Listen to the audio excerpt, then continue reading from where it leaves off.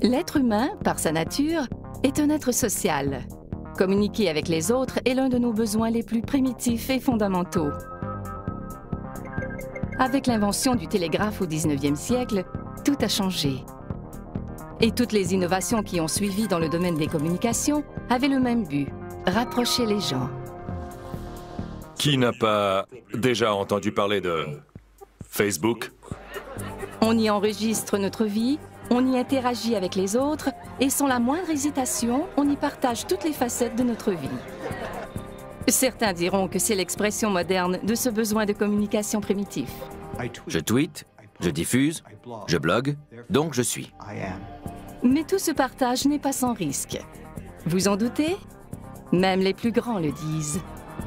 I want everybody here to be careful about what you post on Facebook. Au tout début, j'espérais que Darwin ait raison, que les gens apprendraient de leurs erreurs. Mais ce n'est malheureusement pas le cas. Les gens redeviennent des hommes des cavernes devant leur écran, des hommes de Néandertal. Hommes des cavernes ou pas, rien au monde, absolument rien, n'attire autant d'utilisateurs des médias sociaux que Facebook. Facebook est un énorme jeu de rôle multijoueur en ligne dont le but est de récolter des amis. Vous n'êtes personne sur Internet si vous n'êtes pas sur Facebook. Il n'y a pas de doute. Les médias sociaux changent notre façon d'interagir avec les autres. Mais plusieurs l'ont appris à leurs dépens. Le partage de tous ces renseignements personnels avec de purs inconnus a parfois des conséquences imprévisibles. Mais à quel point au juste? Demandez à vos enfants. Facebook est largement utilisé pour partager de l'information sur des événements à venir. Mariages, retrouvailles, concerts, et plus particulièrement des fêtes. Récemment, une jeune Allemande s'est servie de Facebook pour annoncer son 16e anniversaire à ses amis. Mais elle n'a pas vérifié ses paramètres de confidentialité et a envoyé une invitation à tous les utilisateurs de Facebook. Oups. Des milliers d'adolescents turbulents ont répondu à l'invitation. Les annonces publiques de la famille disant que la fête était annulée n'ont rien changé. La magie rassembleuse de Facebook avait fait son œuvre. From Facebook, she tells that there's a party right now here, but I don't get in. La jeune fêtée de 16 ans, Tessa, est restée introuvable. Elle s'était réfugiée chez ses grands-parents plus tôt dans la journée.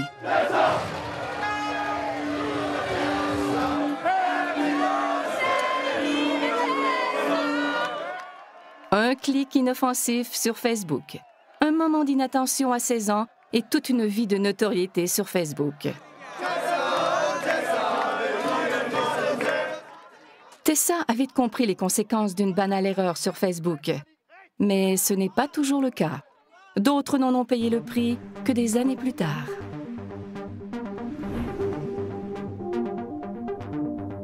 La Colombie-Britannique est réputée pour les aléas de sa politique provinciale.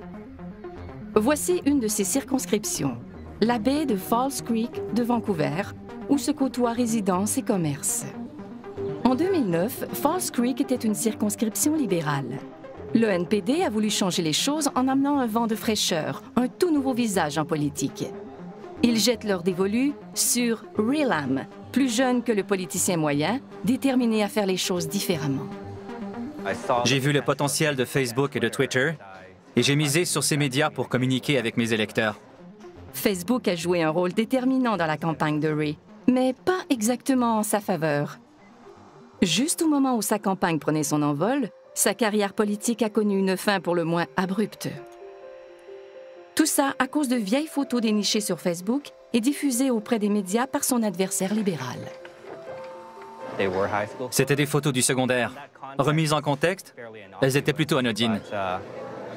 L'attention qu'on leur a accordée durant la campagne était complètement démesurée. Sur l'une d'elles, je danse avec une amie, avec une main sur sa poitrine.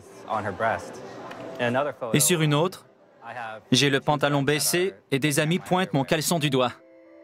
Ces photos, datant de plusieurs années et reléguées aux oubliettes depuis, ont pourtant été conservées dans un recoin de Facebook. Les nouvelles ne couvraient plus les décisions ou le programme politique du NPD. On ne parlait que de ces photos sur Facebook. C'était un manque de jugement, une erreur de jeunesse. Mais quand on se lance en politique et qu'on devient une personnalité publique, il faut redoubler de vigilance. Ray a décidé de se retirer et d'abandonner la course, sa jeune carrière politique entachée par des photos en apparence anodines. Pour Ray, c'est une belle occasion manquée et une injustice mémorable. Clive Thompson est journaliste pigiste. Il s'intéresse particulièrement à Internet et à son impact sur la publication de nos vies. Avant, on pouvait passer l'éponge sur les choses dont on n'était pas particulièrement fier. Mais avec Facebook, ce n'est pas si simple. Il y aura toujours une photo pour nous rappeler telle ou telle idiotie. Elle ne s'efface pas au fil du temps. Facebook rend cette espèce de mémoire sociale pratiquement permanente, voire indélébile. Plus personne ne peut échapper à son passé. Tout ce que j'ai accompli depuis la fin du secondaire, mes études, mon expérience professionnelle et mon engagement au sein de la communauté, est nettement plus important que tout ce que j'ai pu faire pendant mes études secondaires. L'histoire de Ray soulève une question. Dans le futur, qui sera assez irréprochable pour prétendre à un siège au Parlement?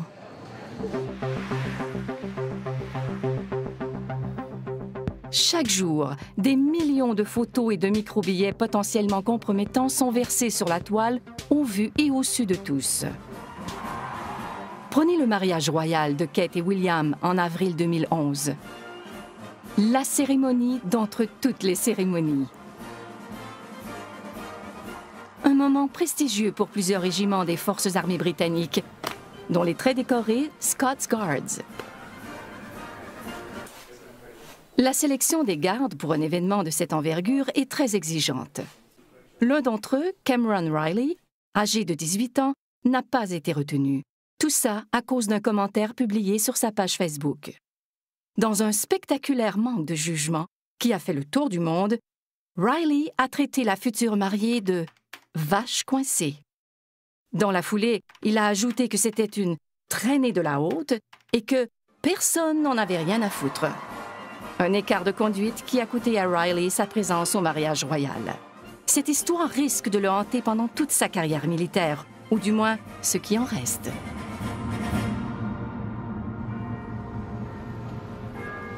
Voici un autre Britannique qui aurait peut-être mieux fait de garder ses réflexions pour lui. Le comptable de 26 ans, Paul Chambers. L'homme a acheté un billet d'avion en partance d'un aéroport régional pour visiter sa copine à Belfast.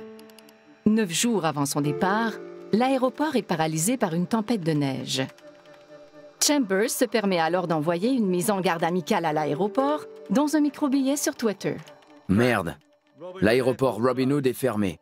Vous avez une semaine pour rétablir la situation, sinon je fais sauter l'aéroport. Pas très futé, Monsieur Chambers. Le microbillet ayant été publié sur un réseau public, le personnel de l'aéroport a été alerté et ne l'a pas pris à la légère. Paul Chambers a été la première personne du Royaume-Uni accusée en vertu de la loi sur le terrorisme pour des menaces proférées sur Twitter. À cause de toute cette agitation, il a perdu son emploi comme directeur financier. Mais à quoi a-t-il pensé au juste? À en juger par ses actions, il y a de quoi se demander si ce type n'est pas complètement idiot. D'un autre côté, on vit à une époque où il faut apprendre à faire la distinction entre le monde réel, où seules les personnes dans la même pièce nous entendent, et le monde virtuel, où tout le monde entend ce qu'on dit. Apparemment, il n'a pas poussé la réflexion jusque-là. Au final, Paul Chambers a été condamné à une amende de 1 500 $ et a été banni de cet aéroport, à vie. Incorrigible, il réagit à sa condamnation dans un autre microbillet. Je remercie la couronne d'avoir tout fait pour ruiner la vie d'un citoyen ordinaire. J'adore la Grande-Bretagne. Et depuis quand devrait-on se méfier des lavoto-bénéfices?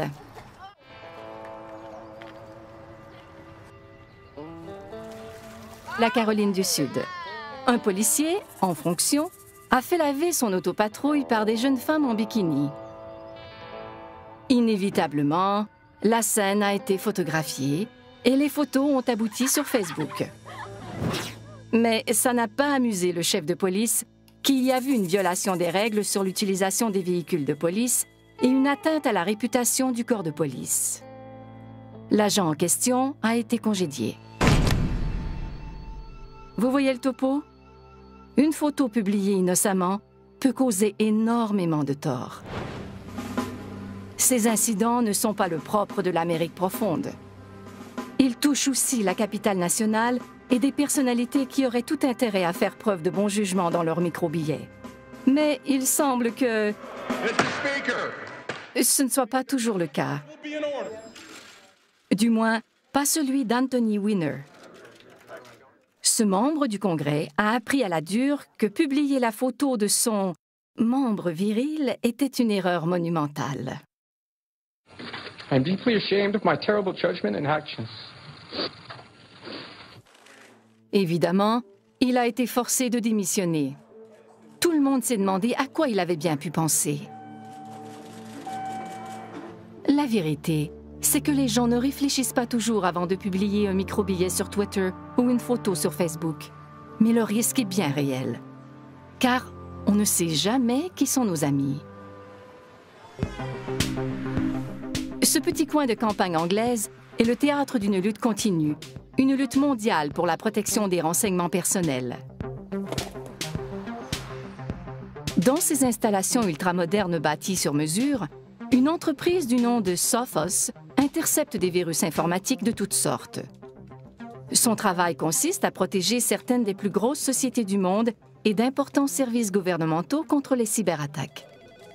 Chaque jour, Sophos voit les conséquences de la divulgation insouciante de renseignements personnels sur la toile. Graham Cluley y travaille comme conseiller en chef principal en technologie. Une partie de son travail consiste à surveiller de près Facebook. La plupart des gens ne comprennent pas que Facebook n'est pas désintéressé. C'est une entreprise.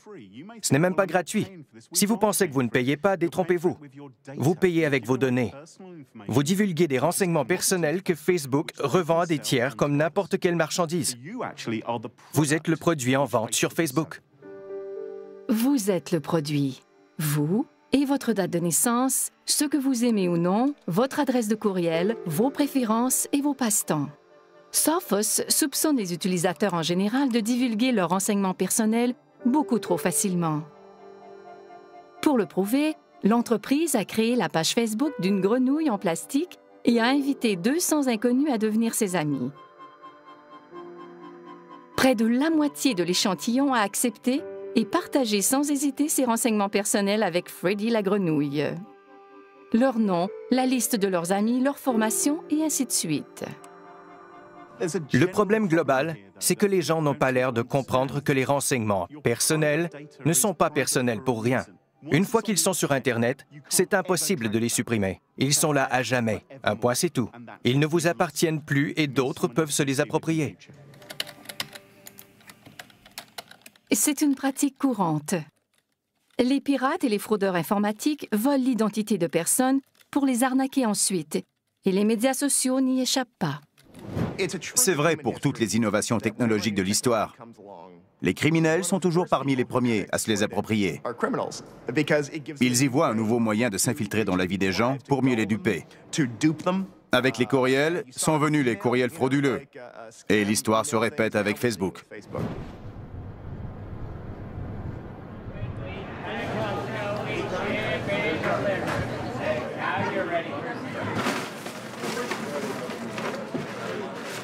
Brian Rodberg en sait quelque chose.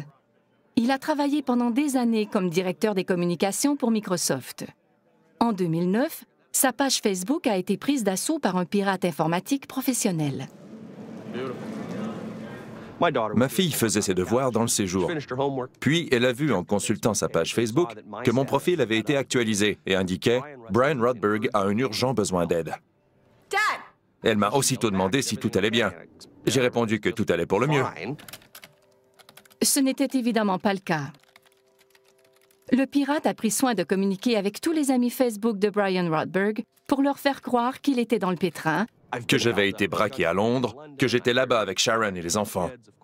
Ils connaissaient le nom de ma femme, car elle était parmi mes amis Facebook. Ils ont vu mes photos. J'étais désemparé, car je savais que celui qui avait pris le contrôle de ma page communiquerait avec tous mes amis. C'était tout un casse-tête pour moi, et j'étais vraiment navré que mes amis en subissent les conséquences.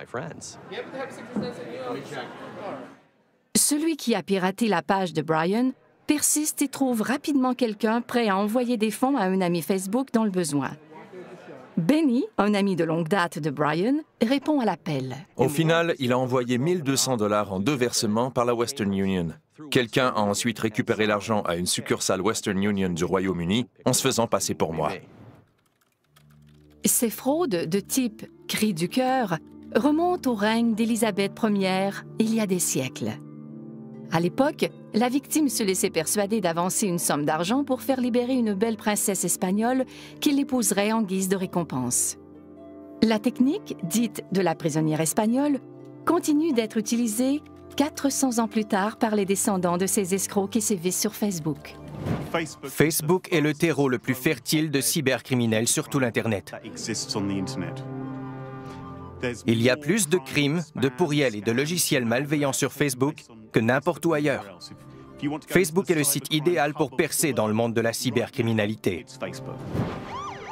Au retour, le crime sur Facebook a un visage, accessible à tous. Des criminels et des voleurs vont jusqu'à prendre des photos d'eux-mêmes sur le lieu du crime, avec l'argent volé dans les mains, et à les publier sur Facebook.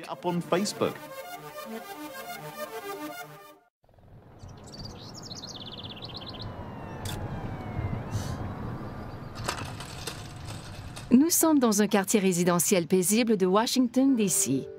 Voici le rédacteur en chef, Mark Fisher, et son fils Aaron, tous deux utilisateurs de Facebook. Des amis Facebook même.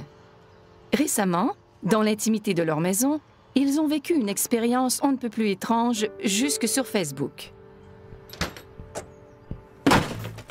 Tout a commencé un vendredi après-midi avec une entrée par effraction par la porte arrière. Le cambrioleur a pillé tout ce qu'il a pu dans les chambres, y compris de l'argent et l'ordinateur portable d'Aaron. Il est même allé jusqu'à voler un nouveau manteau d'hiver tout juste arrivé de chez Macy's. Le voleur était parti depuis longtemps quand Aaron est rentré de l'école.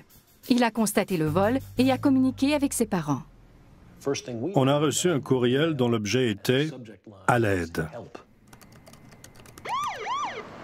Les Fisher appellent immédiatement la police et arrivent à la maison tout juste avant les policiers. Ils nous ont expulsés de la maison en quelques secondes pour la fouiller et s'assurer qu'il n'y avait personne à l'intérieur. Un vol en apparence anodin qui prend soudainement une étrange tournure. J'ai reçu un message texte d'un ami qui me demandait d'où venait la photo sur ma page Facebook.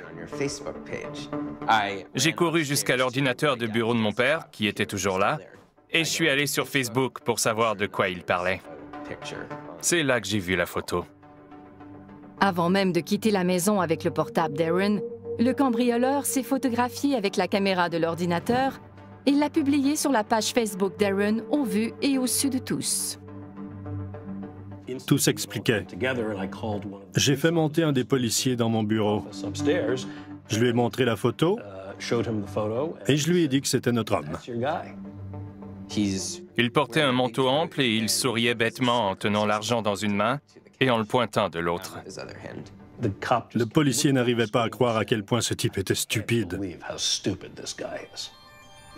Car il ne s'est pas contenté de prendre le contrôle de la page d'Aaron. Après avoir mis fin à sa session, il a accédé à son propre compte Facebook depuis le même ordinateur volé. La police a pu retrouver le malfaiteur par l'entremise de son compte Facebook et porter des accusations contre lui. Rodney King, 19 ans, a plaidé coupable et a été condamné à une peine d'emprisonnement. On ignore s'il continue de mettre à jour sa page Facebook. Le problème, c'est que les gens ne cherchent pas à savoir si ce qu'ils font aujourd'hui est idiot ou risque de les faire passer pour des idiots dans un an. Et c'est particulièrement vrai chez les jeunes. dont la personnalité change très rapidement. La personne qu'on était à 19 ans peut être complètement différente de celle qu'on est devenue 2 ans plus tard. Le problème avec Facebook, c'est qu'on publie une photo qu'on trouve très drôle sur le coup. Mais 2 ans plus tard, tandis qu'on se cherche un emploi, un employeur potentiel peut l'avoir en se renseignant sur nous. Cette photo idiote est encore là, et elle est toujours aussi idiote 4 ans plus tard.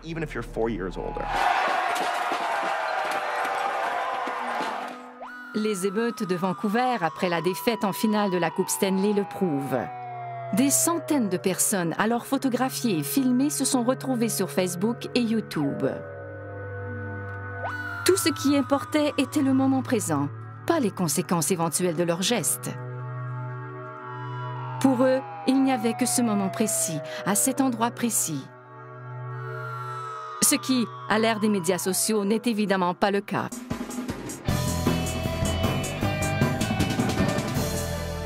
Mark Federman est éducateur et spécialiste des rapports interpersonnels à l'ère des médias sociaux. Le monde d'aujourd'hui est complètement différent de celui dans lequel beaucoup d'entre nous ont grandi. Notre expérience du monde est très étrange. Les gens posent des gestes qui nous paraissent complètement absurdes. Les anciennes règles ne s'appliquent plus. Et cette situation peut porter à confusion pour certains, car on vit à une époque en pleine transformation, du jamais vu depuis le milieu du XVIe siècle.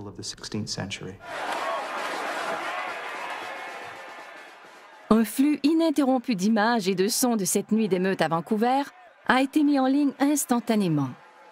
Le village global créé par les médias sociaux est ouvert à tous, mais pas toujours pour le mieux.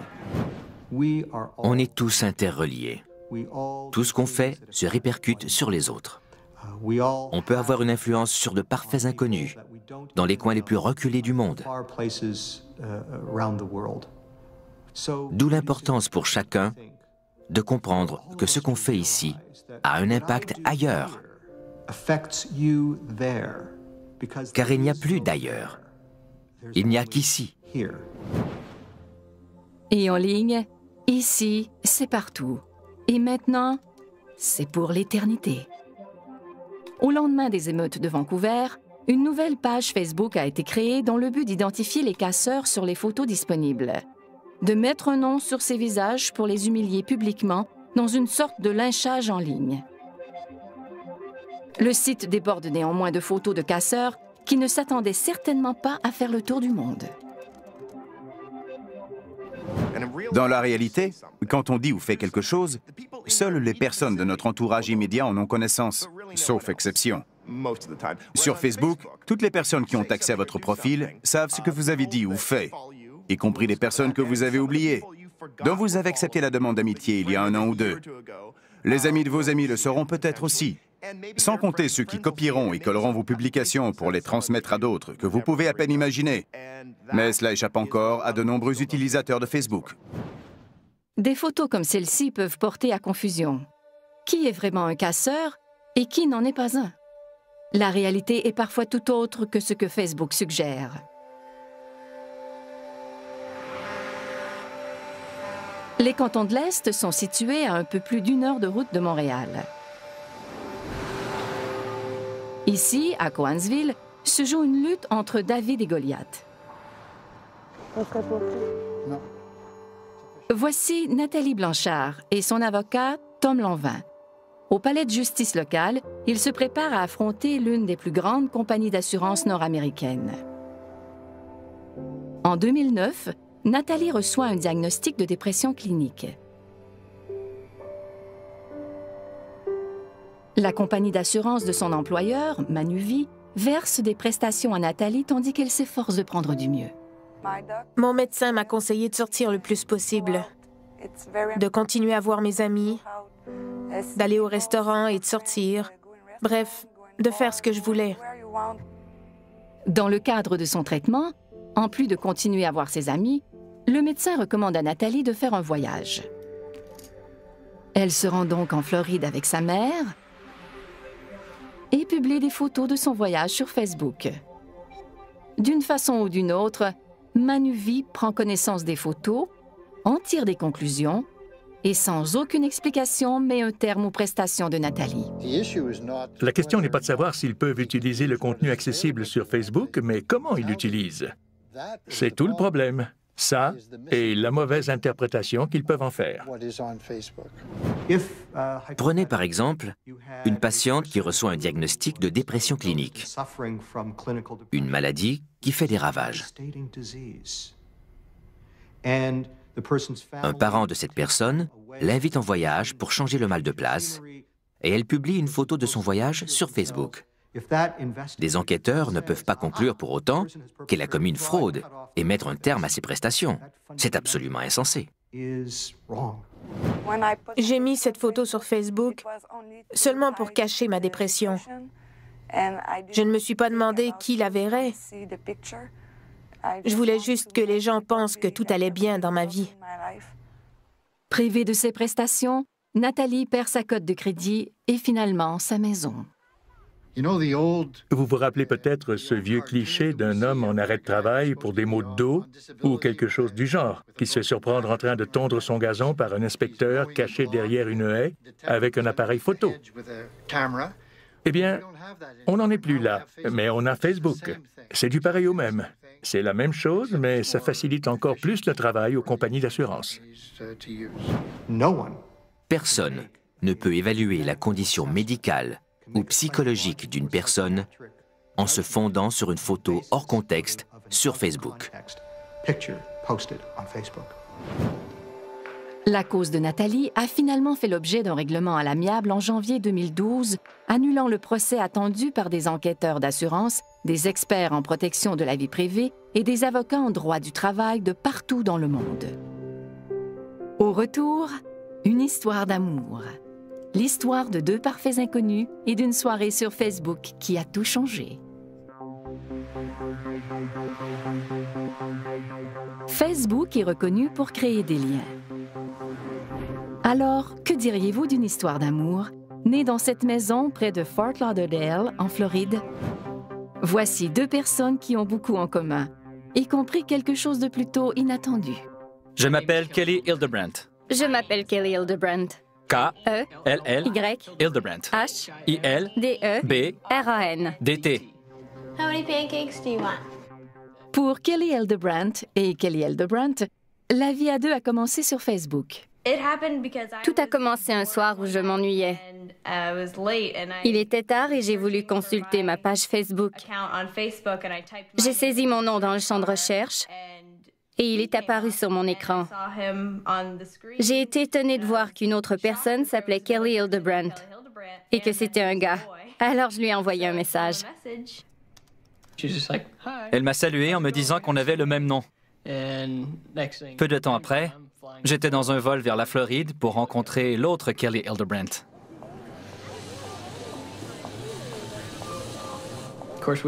On a découvert qu'on avait beaucoup plus en commun que notre nom. Avant de la rencontrer, j'ai dit à mon pasteur que si elle était la même en personne qu'au téléphone, c'était la bonne.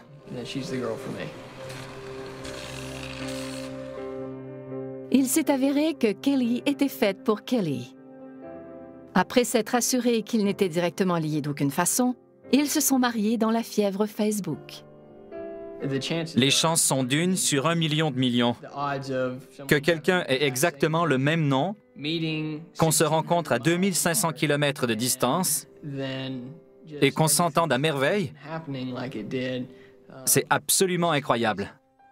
L'histoire de Kelly et Kelly et la chance inouïe qu'ils ont eue de se rencontrer ont fait le tour du monde. Elle a même donné de la matière aux émissions de fin de soirée. On sait qu'on est célèbre quand Conan O'Brien fait une blague à propos de nous. Il a raconté notre histoire. Il a parlé de nous. Après le mariage de Kelly Hildebrandt et Kelly Hildebrandt, une centaine d'hommes ont changé de nom pour Megan Fox. Oui, sur Facebook. C'est dans la nature humaine de vouloir créer des liens. On dit parfois qu'un inconnu est un ami qu'on n'a pas encore rencontré. Dans un monde où il n'y a plus de barrières, c'est une formidable pensée à retenir. Sans Facebook, je n'aurais jamais rencontré Kelly. Je peux dire que Facebook a littéralement changé ma vie. Je dois ma formidable femme à Facebook. Si ce n'était pas de Facebook, je n'aurais jamais rencontré l'autre Kelly Hildebrandt.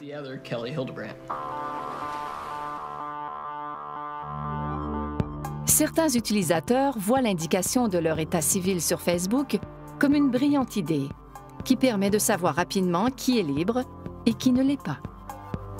Mais Facebook est capable du meilleur comme du pire.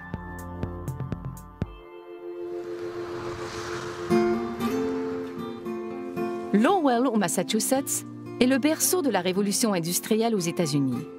Jadis, les usines de textiles y fleurissaient pour traiter le coton venu du Sud. Ces usines sont aujourd'hui fermées et Lowell tente de se redéfinir depuis quelques années. C'est également le cas de Ken Savage, dont la vie a pris un tournant grâce à Facebook. Mon ex-femme se servait de Facebook pour communiquer avec ses amis. Mais elle y a vite vu l'occasion de retrouver d'anciens petits amis. Vous le voyez venir.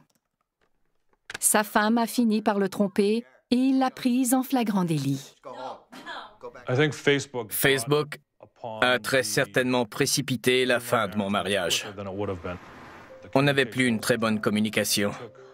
Elle a cessé de s'intéresser à moi et a jeté son dévolu sur Facebook. Elle aussi a compris alors que c'était fini entre nous. Elle n'était plus heureuse et a pensé trouver ce qu'elle recherchait plus facilement sur Facebook. On entend des histoires, et je suis sûr qu'elles sont vraies, de couples où l'un des partenaires essaie de discuter avec l'autre tandis qu'il a les yeux rivés sur Facebook. Tout ce flux de stimuli sociaux est si riche que certains n'arrivent pas à en faire abstraction, même quand ils sont dans la même pièce que leur supposée tendre moitié. Ken et sa femme se sont séparés. J'ai expliqué à ma famille ce qui s'était passé et pourquoi je la quittais. Je leur ai dit qu'elle m'avait trompé sur Facebook, mais ils ont tous ricané en se demandant comment c'était possible. En quête de réponse, Ken crée son propre site web. C'est le site facebookcheating.com. J'y aborde toutes sortes de sujets. Et le site est très fréquenté. Il enregistre jusqu'à 50 000 requêtes chaque mois.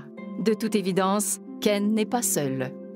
J'ai lu dans un article que les divorces causés par les médias sociaux comme Facebook étaient en hausse.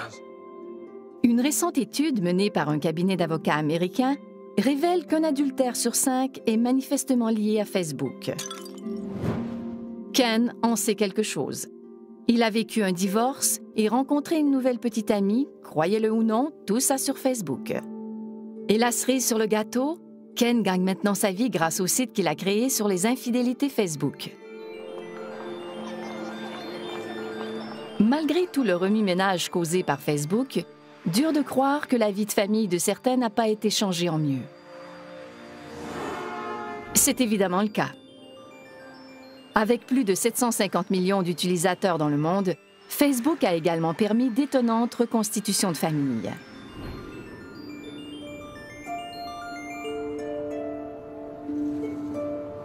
Dans cette maison d'un quartier paisible de Regina, vit un homme qui a tenté de répondre à une question fondamentale toute sa vie.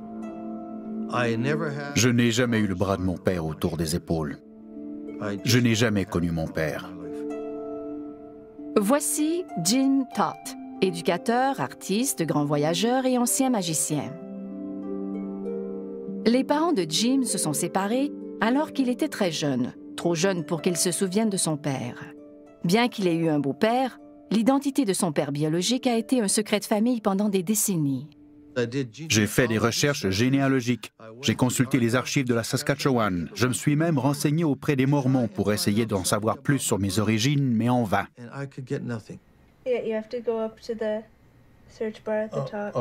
Tout a changé le jour où sa petite fille, Janelle, l'a initié à un nouveau monde sur son ordinateur.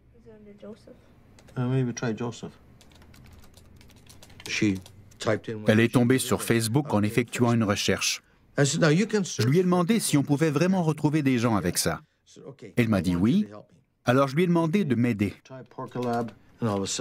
Et le nom Porcolab a donné un résultat, avec une minuscule photo. J'ai été très surpris. Je ne m'attendais pas à ça.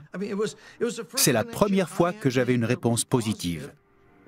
J'avais la photo sous les yeux. J'ai découvert que c'était mon demi-neveu. Et c'est ainsi que j'ai retrouvé mon demi-frère, d'un seul clic. Plus d'un demi-siècle de recherche résolue en quelques minutes sur Facebook. Bonjour, Jim. J'ignore par où commencer, mais ton père était mon grand-père. À ce moment précis, j'ai établi la connexion que j'attendais depuis 50 ans. Mon père était son grand-père. J'avais réussi, après 50 ans de recherche. Et c'est grâce à Facebook que j'ai établi cette connexion. Ce genre de retrouvailles, qui n'auraient sans doute jamais pu avoir lieu dans le passé, se produisent au quotidien de nos jours. C'est le beau côté de la médaille. C'est pourquoi les utilisateurs, malgré leurs mauvaises expériences, retournent sur Facebook, parce que la magie de Facebook continue d'opérer. Jim a rencontré les membres de sa famille cet été-là. Ce qui était perdu a été retrouvé, grâce à Facebook. Au retour, Facebook pourrait-il faire des pierres tombales et des cimetières des reliques du passé?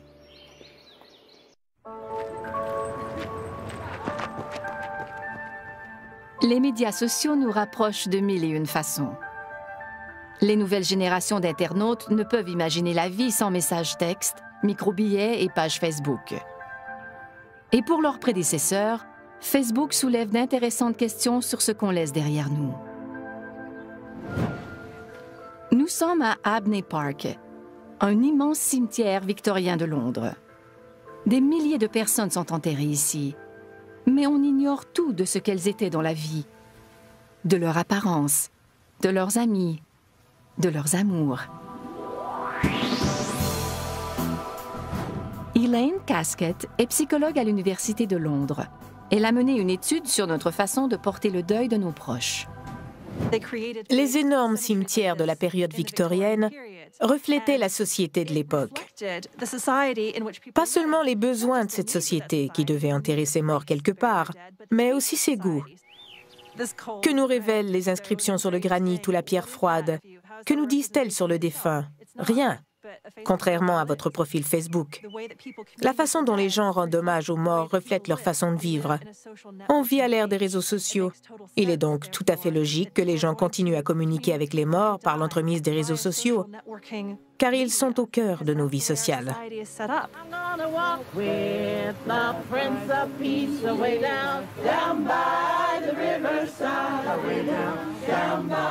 La famille et les amis de Wilma Jones sont réunis pour lui rendre un dernier hommage. She is going to be sadly missed by us all because she was loved by us all. Wilma était une utilisatrice de Facebook. Après sa mort en 2010, sa page est restée active et ses amis ont continué à y publier des messages.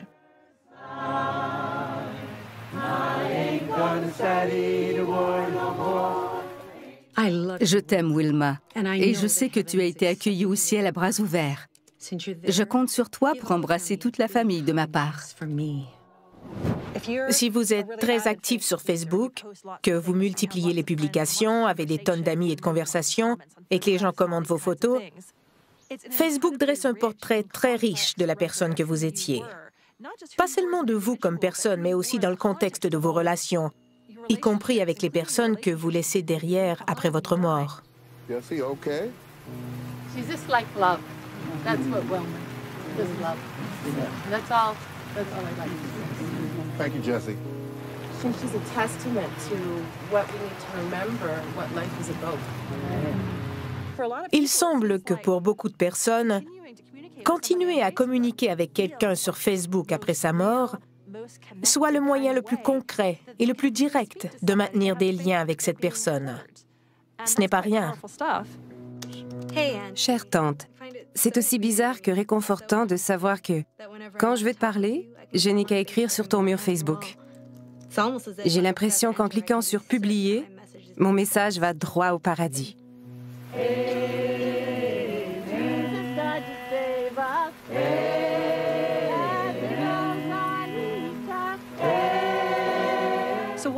On commence à se demander si, dans le futur, il y aura encore de la place pour des stèles funéraires, comme celle qui m'entoure aujourd'hui. Je ne vois pas pourquoi on continuerait à les utiliser alors qu'on trouve sur l'écran de notre ordinateur ou de notre téléphone une représentation si vivante de l'être cher.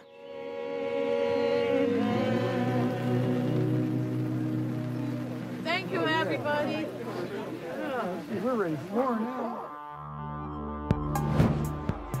Quand on est jeune, on a tendance à se croire immortel. Qu'importe si on publie d'innocentes photos au vu et au su de tous. On ne fait que s'amuser, s'exprimer. Il n'y a pas de mal. Hélas, pas pour Ray Lam, ni pour Nathalie Blanchard, Paul Chambers, Cameron Riley, Anthony Weiner et les milliers d'émeutiers de Vancouver. La liste continue de s'allonger partout dans le monde, alors que des gens perdent chaque jour leur réputation à cause des médias sociaux. Si vous n'êtes pas prêt à descendre sur la place publique avec un porte-voix pour raconter haut et fort votre vie privée, ne la publiez pas sur Internet. Si vous ne voulez pas l'étaler en public, n'en parlez pas sur Internet. Vous faites confiance à une société pour garder vos renseignements personnels secrets, mais ce n'est pas exactement dans sa philosophie d'entreprise. Et quelle que soit la philosophie de Facebook, ça fonctionne. Il ne tient qu'à nous de nous y adapter.